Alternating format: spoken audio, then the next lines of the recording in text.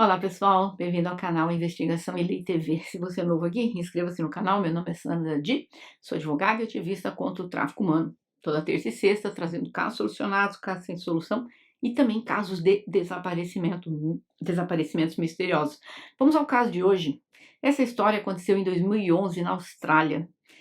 Era por volta das 10 horas da manhã do dia 30 de julho de 2011 quando gritos puderam ser ouvidos que vinham da varanda do 15º andar de um prédio de luxo em Sydney, na Austrália. As pessoas ouviram os gritos e correram para o prédio onde eles encontraram uma jovem sem vida, Lisa Cecilia Harden. Quando as pessoas correram lá, elas viram que vinha um homem correndo do prédio e ele parecia em choque. Ou seria uma encenação? Lisa Cecilia Harden, canadense, era bailarina, era conhecida como uma jovem extrovertida, energética. Em 2005, aos 24 anos, a Lisa queria viajar e obter novas experiências. Ela chegou à Austrália com visto de trabalho de 12 meses. Mas ela conseguiu estender sua estadia, encontrou um emprego num local, um salão de cabeleireiro. A Lisa permaneceu muito próxima da família dela ainda no Canadá. Ela falava e trocava mensagens com a sua mãe, Joan, regularmente. Em 2009, a Lisa estava procurando um novo lugar para morar. Então, um amigo a apresentou a um potencial colega de quarto, talvez alguém que eles poderiam dividir o apartamento. Este era um homem, cerca de 10 anos mais velho que ela, chamado Simon Guitarni. Simon, ele era um importador de sapatos. Era um homem que usava ternos caros, vivia um estilo de vida luxuosa. Ele e o parceiro dele de negócios, eles importavam calçados de marcas famosas dos Estados Unidos e vendiam na Austrália. A Lisa disse à mãe que o acordo dela para essa casa era temporário, que ela planejava morar com o Simon enquanto ela procurava um outro local para alugar. E ela chegou até a dizer para a mãe dela, ele nem gosta de mulher. A Lisa mudou-se para o apartamento de luxo do Simon. E eis que, depois de apenas 2 meses, como colegas, de apartamento, dividindo, os dois desenvolveram um relacionamento romântico. A Lisa relatou à mãe que ela e o Simon se deram muito bem na fase inicial do relacionamento deles e, notavelmente, a Lisa nunca mencionou tipo assim, estou apaixonada por ele, mas sempre dizia que gostava muito dele. No entanto, o relacionamento parecia estar progredindo.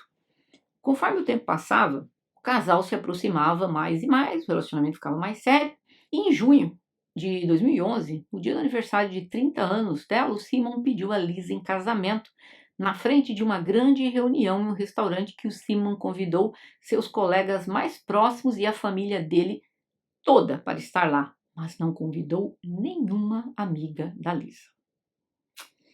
Mas apenas 6 semanas depois, na madrugada de 30 de julho de 2011, a Lisa se trancou no banheiro da sua casa que dividia com o noivo, telefonou para sua mãe no Canadá e implorou a sua mãe para vir para a Austrália para ajudá-la a fugir do Simon. A mãe dela concordou e até pediu uma licença no trabalho para ajudar a sua filha. Mas a sua mãe disse para a filha dela não perder tempo e disse para Lisa, pega sua bolsa, pega seu passaporte e saia do apartamento. Mas menos de 24 horas depois, o departamento da polícia de Toronto chegou à porta da casa da mãe dela e trouxe notícias tristes da Austrália, que por volta das 10 horas da manhã do dia 30 de julho, a filha dela havia falecido. Foi um choque. E eis que naquele dia, naquela hora, um jovem estudante japonês de intercâmbio, ele estava caminhando para pegar um ônibus para casa com o irmão dele. E ele esperou em um ponto de ônibus que ficava de frente para o apartamento do prédio onde o Simon e a Lisa moravam. Enquanto ele esperava pelo ônibus, esse aluno ouviu um barulho e fez com que ele olhasse para cima. E ele disse que viu em seguida uma cena que ele nunca esqueceria. Ele viu um corpo caindo na lateral do prédio que estava em uma varanda. E ele viu um homem correndo sem camisa, depois que se inclinou e estava olhando para baixo. Minutos depois, este homem saiu de pijama do apartamento. Só voltando aqui um pouquinho, ele viu todas estas cenas e o ponto de ônibus era de frente. Acontece que tinha uma câmera no corredor do apartamento da Lisa. E no apartamento mostrou que o Simon saiu de pijama do apartamento e ele correu como se fosse pegar o elevador. Só que alguma coisa aconteceu que ele mudou de ideia, ele retornou para dentro do apartamento e alguns segundos depois ele saiu novamente do apartamento e foi aí que ele desceu o elevador e foi lá para o local aonde ela estava e fez aquela cena. Agora, uma coisa que chamou a atenção da polícia. A bolsa da Lisa estava caída ao lado dela no chão. E ela estava totalmente vestida, com exceção de um sapato que provavelmente havia se perdido na queda. Dentro da bolsa da Lisa havia um bilhete rasgado em pequenos pedaços que dizia, abre aspas, há câmeras de vigilância dentro e fora do apartamento, fecha aspas. E havia realmente câmeras funcionando no apartamento no momento da queda, mas ela não sabia disso antes. Ela deve ter descoberto isso, talvez até naquele dia. E por algum motivo ela escreveu esse bilhete, meio que rasgou e depois deixou na bolsa dela. E o que essas imagens capturaram foram apenas os momentos seguintes, quando ele tenta ir no elevador. Por quê? Porque as câmeras dentro de casa, misteriosamente, subiram, né? Ele claro, deletou todas elas antes da polícia chegar. Então, a única coisa lá que ficou mesmo é que ele simplesmente saiu do elevador, voltou correndo, foi lá embaixo. Aí ele disse para a polícia, olha, tem um sistema de segurança, as câmeras do apartamento e tal. Só que ele tinha um disco rígido, aonde ele armazenava as imagens de dentro do apartamento, mas não só naquele dia, por meses. Ou seja, o infeliz instalou câmeras pela casa para vigiar a moça o dia inteiro. Só que quando a polícia chegou, esses discos não haviam desaparecido, né? Então, o que ocorreu dentro do apartamento minutos antes da queda? Ele disse que ela caiu, que ela se jogou numa discussão que eles estavam tendo. Só que, numa das imagens que eles conseguiram capturar também, tem ali um vídeo de 65 segundos, que dá para ver que naquele momento, antes da queda, ela tentou sair do apartamento, ele a puxou para dentro do apartamento. E por volta de 60 segundos depois, tem ela se jogando. Então, existe uma prova que ela tentou sair do apartamento, ela estava até com a bolsa, foi a bolsa com que ela caiu. Ela tentou sair e ele a puxou para dentro. E provavelmente ele a jogou pela janela, por isso que a bolsa caiu junto com ela. Os vizinhos do prédio relataram ter ouvido a Lisa gritando dentro do apartamento. Esses vizinhos relataram ter ouvido gritos dizendo, abre aspas, por favor, me ajude, Deus, por favor, me ajude, fecha aspas. Então houve um silêncio. O Simon disse aos investigadores que eles tinham discutido, realmente, que a Lisa disse para ele que ela tinha um segredo para revelar, mas que ela não iria revelar naquele momento. E de acordo com Simon, eles conversaram calmamente, como era de costume dele depois daquela brigaiada toda, eles conversaram calmamente. Porque assim sempre acontecia, ele diz, quando a gente entrava em desacordo, eles se sentavam e conversavam. Ele diz que ele foi até a cozinha fazer um chá para a Lisa. Enquanto ele estava na cozinha, ele perguntou a Lisa novamente sobre o suposto segredo. E ela disse que naquele momento ela não queria contar o segredo. E aí ela se levantou da sala, correu para a varanda que estava conectada com o quarto do casal. E tinha uma esteira de ginástica ali. Então ela teria subido nessa esteira e ela foi para se jogar da janela. Ele disse que ele achou que ela estava fazendo um ato apenas para assustá-la.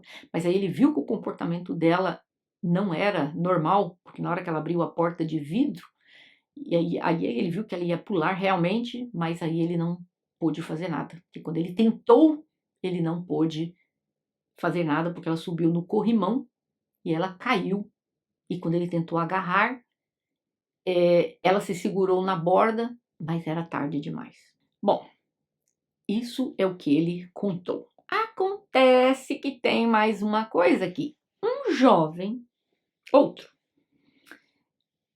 ele estava passando, né, por ali. Ele costumava, pelo jeito, andar sempre por volta do prédio, naquele local.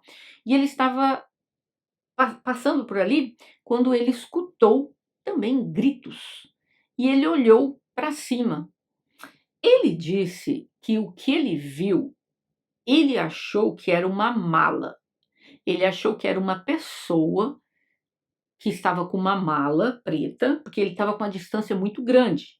Mas ele ouviu os gritos, ele olhou, ele viu e ele pensava que era uma pessoa com uma mala e jogando a mala para fora. Ok, foi isso que ele pensou. E ele continua andando. Só que no que ele está andando, ele vê ali uma moça caída no chão e tal, um monte de gente em volta. Mas ele não se ateve que aquele local por onde ele estava passando e aquela moça que estava no chão era aquilo que ele tinha visto, alguém arremessando algo pela janela. Ele foi para casa.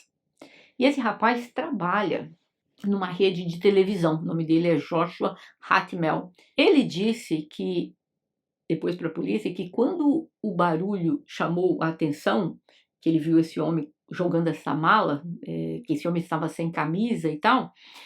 E para vocês terem ideia de como ele viu o homem sem camisa, porque na filmagem que o Simon puxa a Lisa para dentro do apartamento, ela tenta sair do apartamento, ele está sem camisa. Então, o que o rapaz falou, ele viu realmente, porque no vídeo é visto ele sem camisa.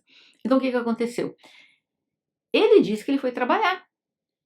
Tá trabalhando lá na televisão, tal, ele faz alguma coisa de não aparecendo na frente da televisão, né, mas ele trabalha em episódios que tem na televisão e tal, uma rede famosa lá.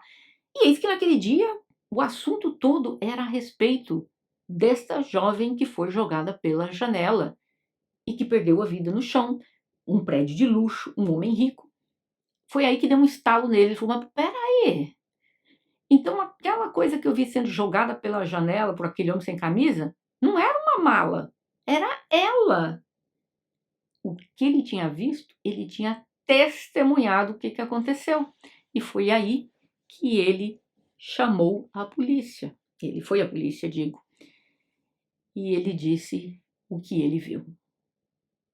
Que ele não havia relacionado uma coisa com a outra. Mas realmente, essa história que ela subiu no parapeito e se jogou, não é verdade. Ele viu o homem sem camisa jogando a coisa que ele achava que era mala. Agora, vamos chegar lá. Quem é o Simon e por que ele teria feito isso? Nós precisamos conhecer um pouco a respeito desse monstro.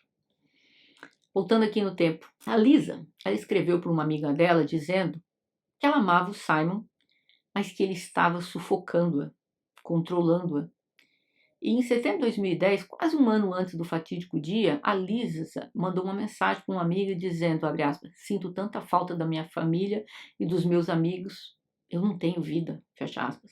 Agora, o que aconteceu daquela jovem brilhante, bailarina, cheia de vida? Por que ela está dizendo que ela não tinha vida? O que aconteceu foi que quando o Simon começou a namorar com ela, ele a convenceu a deixar o emprego no salão que ela trabalhava. Ele a fez parar de malhar na academia e contratou uma personal trainer para ir no apartamento dele para dar aulas lá para ela. Disse que ela não poderia mais usar sapatos altos, ela somente poderia usar calças lisas e conservadoras. Os seus longos cabelos deveriam estar sempre amarrados em um rabo de cavalo para nunca chamar a atenção de ninguém.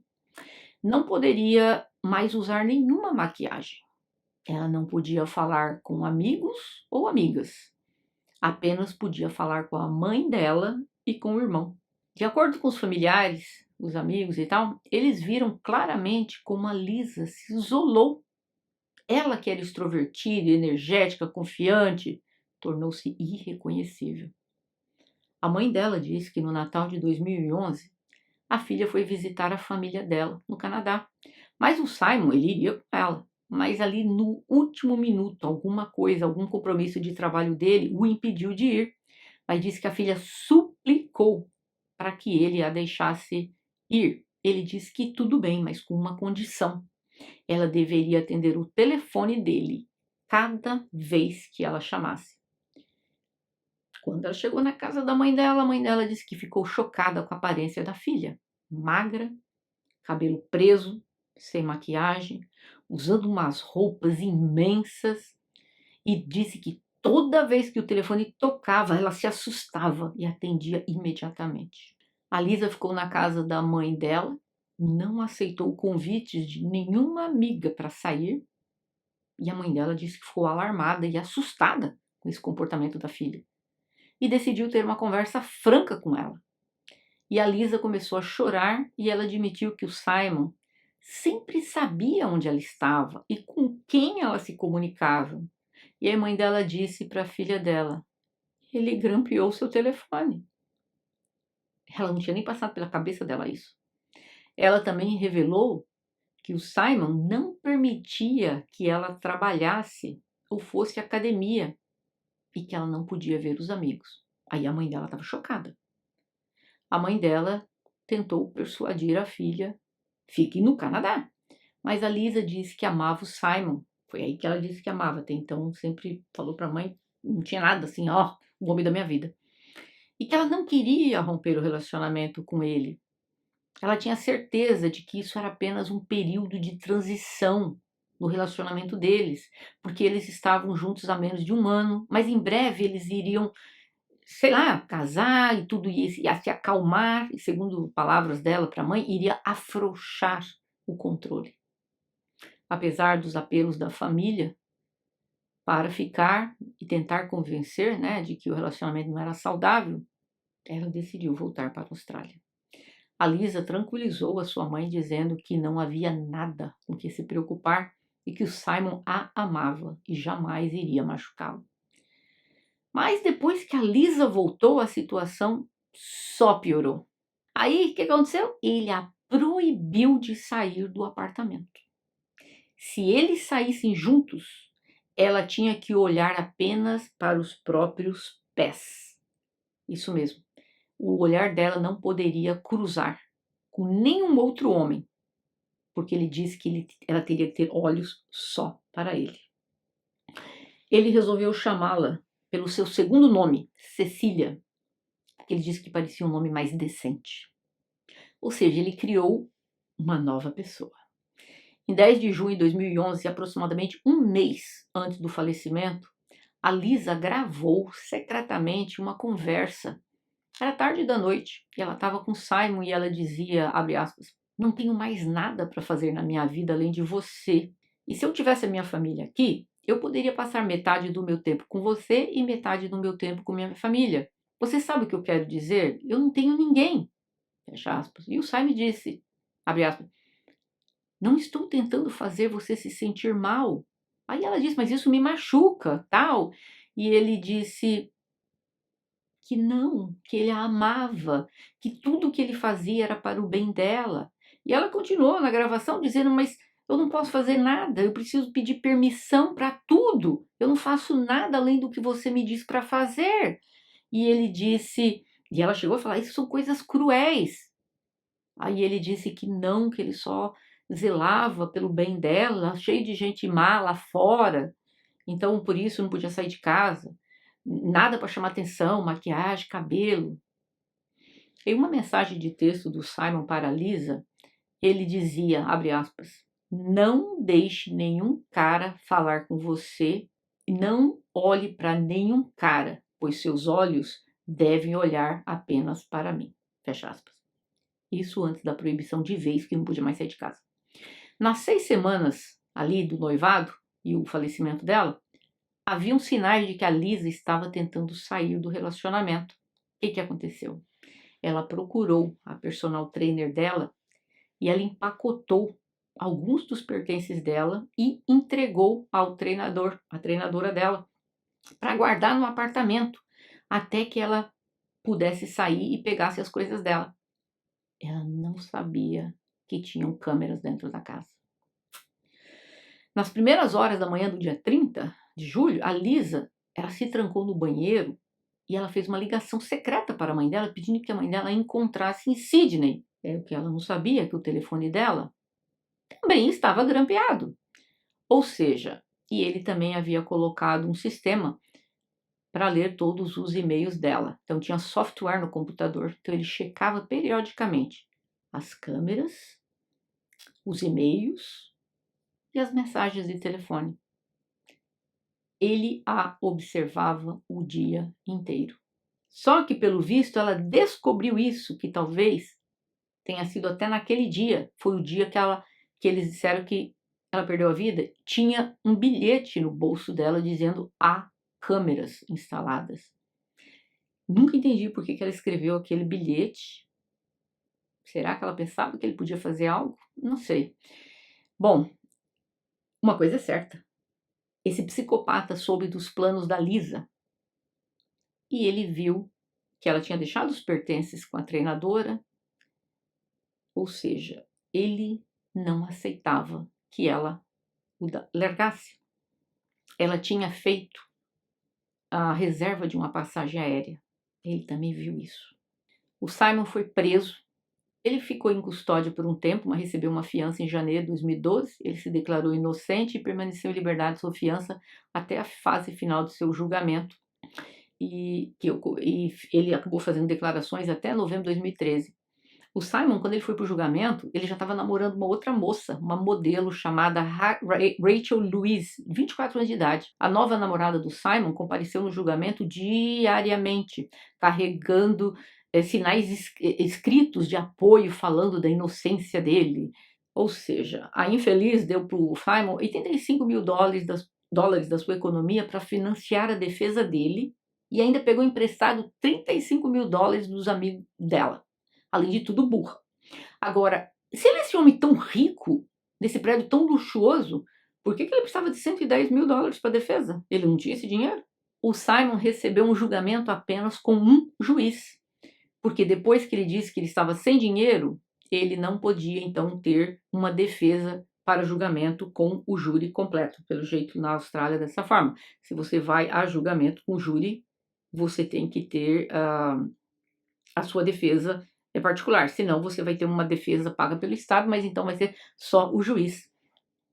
E o julgamento prosseguiu e a juíza Lucy McClung, durante 4 semanas, esteve ali observando os testemunhos de todas as pessoas.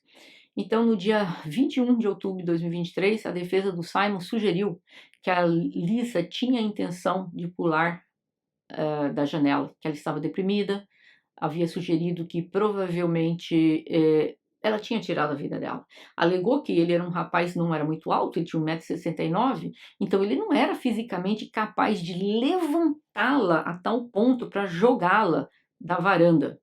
Isso a defesa do advogado. Mas a filmagem do prédio confirmou apenas que alguns minutos se passaram da queda da jovem até o momento do Simon sair correndo do prédio. Então, o que ele estava fazendo a maior parte do tempo? Dizem que ele estava esperando o elevador. Passaram-se 4, 5 minutos. É muito tempo para você descer. Ele estava arrumando alguma coisa dentro da casa? Pode ser. Não haviam realmente sinais de coisas quebradas ou espalhadas, como se tivesse tido uma briga e tal. A autópsia não encontrou quaisquer sinais de trauma, além daqueles causados pela queda. Acontece que o testemunho do Joshua, o que ele testemunhou, os gritos que ele pensou, né, que era alguém gritando, mas não entendeu nada, achou que era alguém arremessando itens pela janela. Ele olhou para cima, então ele viu isso, e isso serviu muito. E aquele jovem japonês que participou, que viu também os gritos, e ele olhou para cima, ele disse que ele tem certeza absoluta que era um homem que estava com uma mulher. ele viu, duas pessoas viram. O que a Lisa não sabia sobre o passado do Simon é que ele tinha um passado nebuloso. Ele foi preso pela primeira vez por agressão quando ele era adolescente, em 1991, depois de ter se confrontado com um empregador de uma ex-namorada dele. Ele aparentemente estava assediando a ex dele no local de trabalho, em um shopping. Então, após o confronto, ele voltou com uma dúzia de companheiros e atacou o homem. Outro incidente, ele foi pego com itens roubados no carro dele. Ele também agrediu dois detetives da polícia quando ele tinha por volta de 20 anos de idade. Ele foi também acusado de ter maliciosamente ferido um dos detetives depois de morder na orelha do detetive. Ele havia sido condenado a 2 anos de prisão, mas nunca cumpriu a prisão integral. Ele também tinha sido preso por acusações de fornecimento de entorpecentes, foi condenado a 3 anos de detenção, e foi na época que a Lisa começou a namorar com ele. Então, pelo visto, ele não tinha começado o processo da prisão ainda. Eu assumo que deveria estar em fase de apelação. Ela não sabia de nada disso. Por isso que eu sempre digo, conhecer o cara, a primeira coisa que você faz, você tira a ficha policial do rapaz, né? A juíza aceitou o testemunho do Joshua como confiável, apesar de um especialista da defesa ter testemunhado que a lembrança que ele tinha, o Joshua, talvez fosse uma memória falsa, formada com base em informações de que ele foi exposto. A juíza também rejeitou a alegação da defesa que a Lisa queria tirar a sua própria vida. Ela condenou o Simon de 18 a 26 anos de prisão, que é uma vergonha. Ou seja, após cumprir 18 anos, o moço poderá sair em liberdade condicional, poderá pedir. Eu não consigo entender. Nos Estados Unidos, seria prisão perpétua, sem chance de liberdade condicional. No Brasil, seria uma pena de 30 a 40 anos. Não ia cumprir toda ela, mas também não ia cumprir só 18. Né? Então, uma vergonha. A pena de lá também não é muito diferente das penas da Europa. A namorada dele, na hora da sentença, ela gritou, abre aspas, você está totalmente errada, fecha aspas, gritou para a juíza. A Rachel, o testemunho dela foi beneficial, porque ela começou a aparecer na mídia toda australiana e internacionalmente. Mas ela foi demonizada por apoiar o Simon. Ela defendeu até o último minuto, mas claro que nessas alturas ela não tem mais nada com ele, já rompeu todo o relacionamento com o rapaz. Ela teve ali seus 15 minutos de fama, vamos dizer assim. Infelizmente, a vida dessa jovem foi perdida. O Simon não era uma pessoa boa. Nós não estamos aqui para criticar as vítimas, porque elas não têm mais chance de defesa, mas a gente pode aprender com cada caso que nós trazemos. Este crime poderia ter sido evitado? Sim, poderia. Este crime poderia ter sido evitado da seguinte forma. Nós bem sabemos que o momento mais perigoso de um relacionamento abusivo é o momento que a vítima vai sair de casa. Por isso que em todos os meus vídeos eu digo, nunca, jamais, em hipótese alguma, você naquele momento diga para a pessoa que está saindo de casa, obviamente, e nem tente sair de casa quando a pessoa está. Obviamente que, claro, que se você está sofrendo fisicamente ali naquele momento, claro, você pega a bolsa, ou não precisa nem pegar a bolsa, abre a porta e sai correndo. Mas, se naquele momento você não teme pela sua vida, pela sua integridade física, não tente de sair de casa com a pessoa dentro da casa. O que você vai fazer? Olha aqui, pessoal. Muita gente fala, eu vou começar a empacotar minhas coisas para depois eu esconder. Não façam isso, sabe por quê? A maior parte desses homens, eles têm aí instalado dentro da sua casa câmera escondida, coisa no seu telefone. Então, não tem que fazer nada disso. O que você pode fazer? Você sai, pede uma ordem, sai do local quando a pessoa não está dentro de casa, de preferência, vá para uma casa onde essa pessoa não acha que você vai, porque de cara, para casa da tua mãe, para casa da sua irmã, seu melhor amigo, o cara vai atrás dessas todas. Se você puder sair uma cidade mais longe, saia. Se você tem criança, não saia com a criança sem pedir aguarda na justiça, tá? Mas se você não tem criança, pega, arruma suas coisas e vai embora.